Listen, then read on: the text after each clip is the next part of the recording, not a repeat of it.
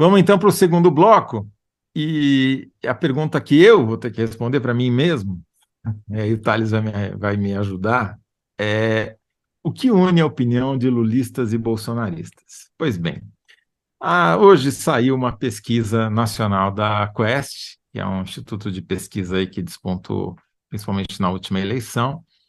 É uma pesquisa nacional, domiciliar, a terceira pesquisa que eles fazem de avaliação do governo Lula mostrou uma estabilidade da avaliação, ali uns 37% de ótimo e bom.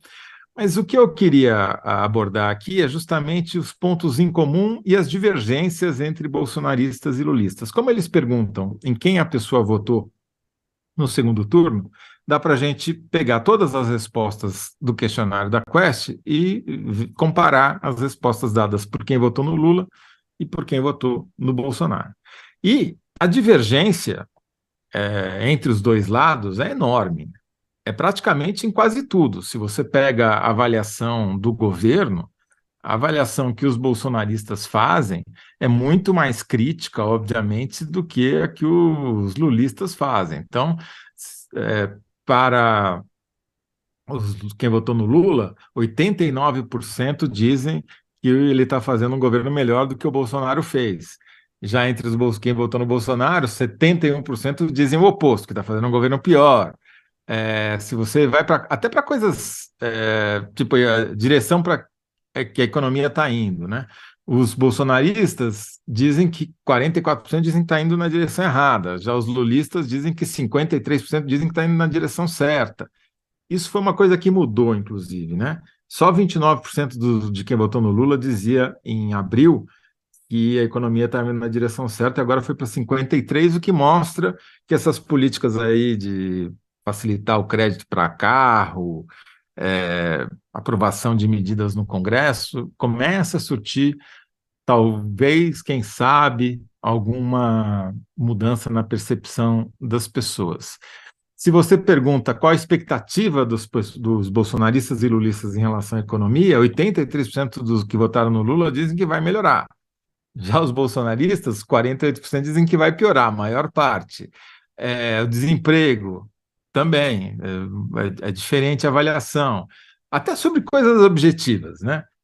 Preço dos alimentos, como ficou o preço dos alimentos? Para os bolsonaristas, piorou, para os lulistas, melhorou, enfim. Se você vai, então, para coisas que são mais ideológicas, a diferença é ainda maior, né? Então, por exemplo, responsabilizar Bolsonaro pelas mortes de Covid. Obviamente, 88% dos bolsonaristas são contra 61% dos lulistas são a favor, mas acabar, por exemplo, com perdoar quem tem dívidas de pequeno porte, né, para limpar o nome, aí há uma convergência um pouco maior, mas a diferença ainda é grande. 84% dos lulistas são a favor, 61% dos bolsonaristas.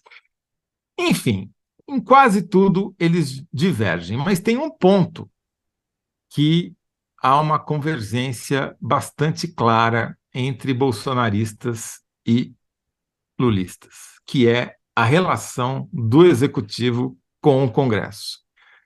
Essa relação conflituosa dos congressistas com o presidente da República, né? E o que a gente vê aqui é que os congressistas são o vilão preferido dos dois lados, né? Os dois têm a mesma avaliação. Então, a maior parte dos eleitores, tanto do Lula quanto do Bolsonaro, acha que o Lula, o atual presidente, não deveria ceder e liberar mais recursos para deputados e senadores. 50% no caso dos eleitores do Lula, 51% no caso dos eleitores do Bolsonaro. Praticamente o mesmo número, né? Bom, diante do quê? De um quadro que a gente está vendo de aumento das despesas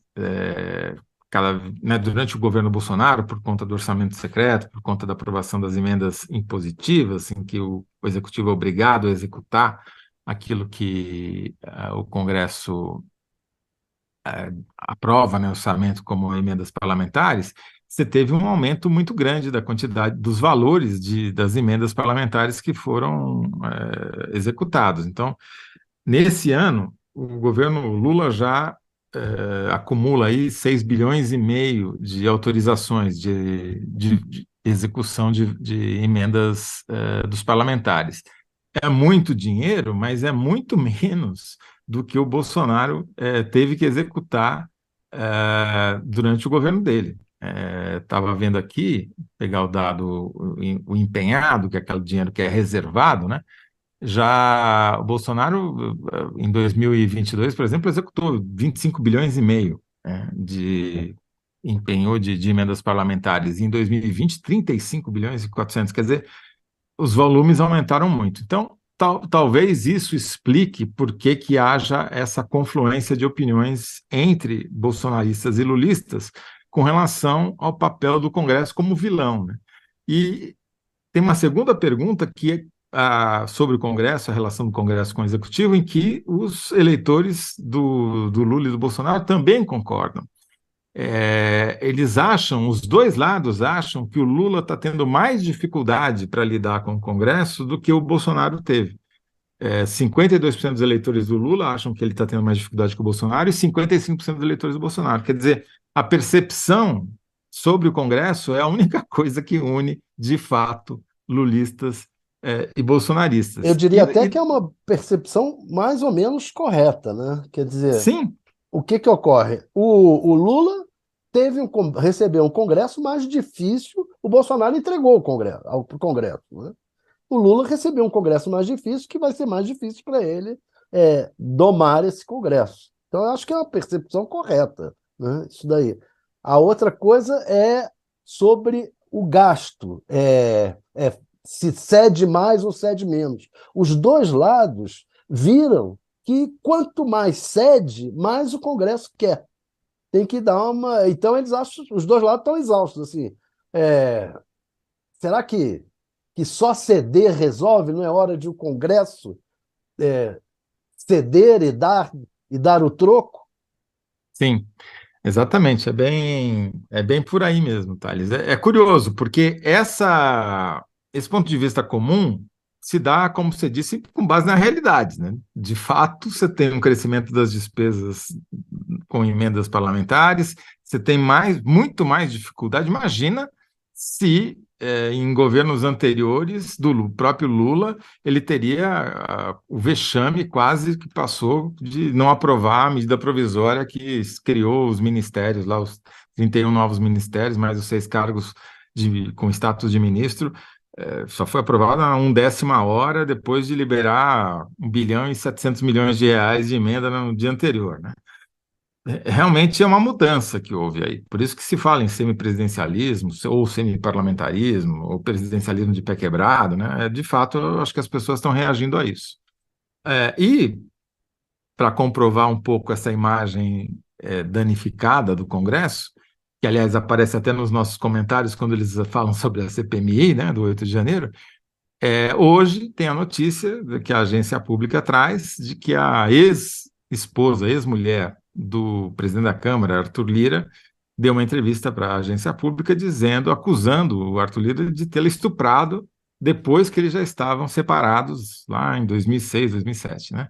E esse é um processo que correu contra o Arthur Lira, processo de agressão, né, que ele era acusado de agressão. Ele acabou absolvido, teve uma tramitação tumultuada esse processo, começou na Justiça de Primeira Instância lá em Alagoas, acabou no Supremo, demorou para ter denúncia, foi e voltou, teve gente que mudou o depoimento, enfim, foi uma confusão. E ele acabou se safando, mas agora aparece essa nova acusação. A meu ver, pelo que eu entendi, o crime já está prescrito, porque a denúncia não foi feita no prazo legal, mas é mais um ônus aí para o Arthur Lira, né, Do Thales? Arthur Lira e para a imagem do Congresso como um todo. Quer dizer, o Congresso presidido por um cara assim é complicado, né? Assim como há Sem dú- pouco tempo foi presidido pelo Eduardo Cunha, né? Isso para a imagem do Congresso, para a imagem dos políticos em geral, é difícil, né? É difícil explicar, né? Cara Sim, que, se, eu não sei se é confirmado, digamos que não seja confirmado, mas de qualquer maneira fica a imagem que bate mulher, né? sim.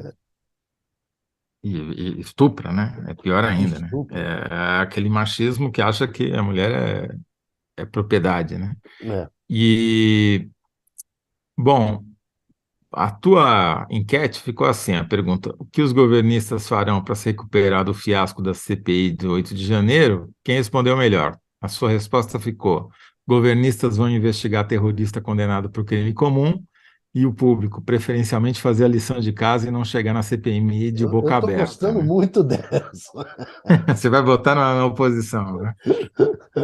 Vamos ver como é que Fazer você que, se sai. fazer que nem aquele sujeito lá na CPMI que não votou nele, Tá não votou certo. na proposta dele. Bom, eu vou fazer a minha síntese aqui do segundo bloco, cuja pergunta, vamos ver se eu me lembro, era o que une a opinião de lulistas e bolsonaristas, e a minha resposta é que Congresso é a única coisa que une lulistas e bolsonaristas. A crítica ao Congresso é a única coisa que une lulistas e bolsonaristas, se quiser, segundo pesquisa da Quest.